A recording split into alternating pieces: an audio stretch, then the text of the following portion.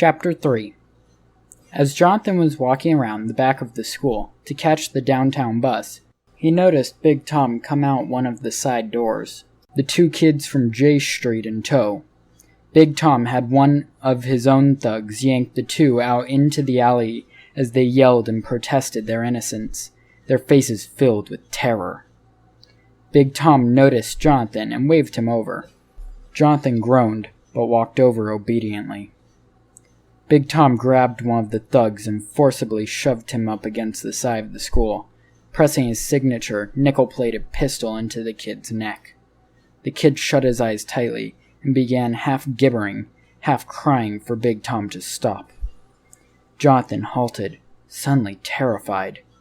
In his naivety, he hadn't intended for this to happen. He had thought just a warning or a reassignment would have been enough. Big Tom looked over at Jonathan. I had a talk with these two, and they admitted to skimming all right. Ordinarily, I'd probably just rough 'em up a bit, but these guys are Class A screw-ups, and we can't have any repeats by them or anyone else.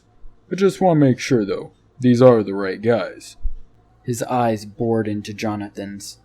It was a test, and Jonathan again felt the familiar tightening in his chest, which happened in situations like these.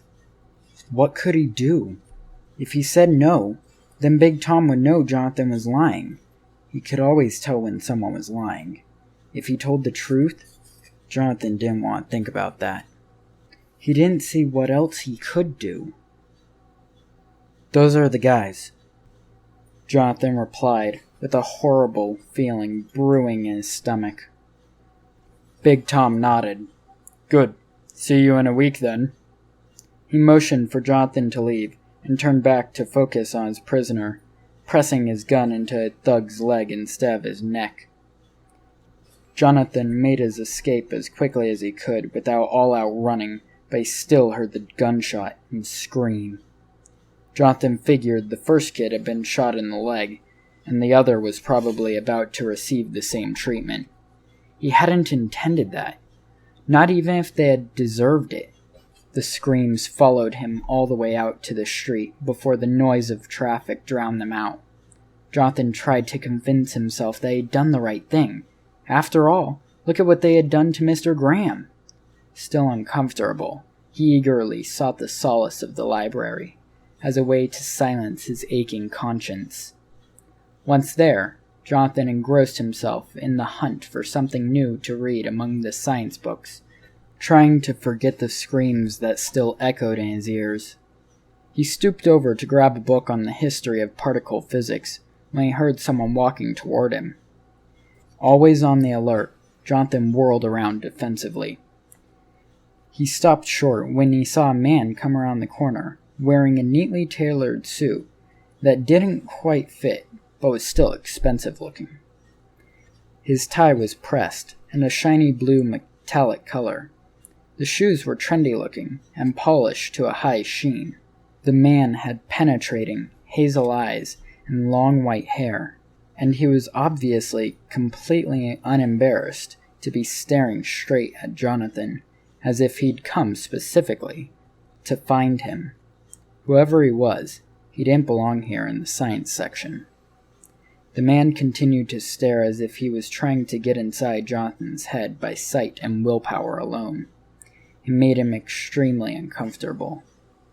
"Look, can I help you with something?" Jonathan finally asked. "Perhaps. What's your name?" The way the man said name had a particular intensity. "Jonathan," he replied, not feeling particularly like divulging more. "Is that all?"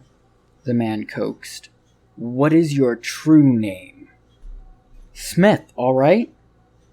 What do you want? My social security number, date of birth, and shoe size to go with it?" Jonathan snapped. Well, maybe not then," the man replied cryptically, and then turned and walked away. Jonathan watched him as he went. Something about the man still bothered him, but he couldn't place it. Other than being odd, pushy, and seemingly well-dressed, Nothing else stood out to warrant the ominous feeling with which he left in his wake. Dismissing him as just another weirdo in a city full of them, Jonathan returned to sifting through the books.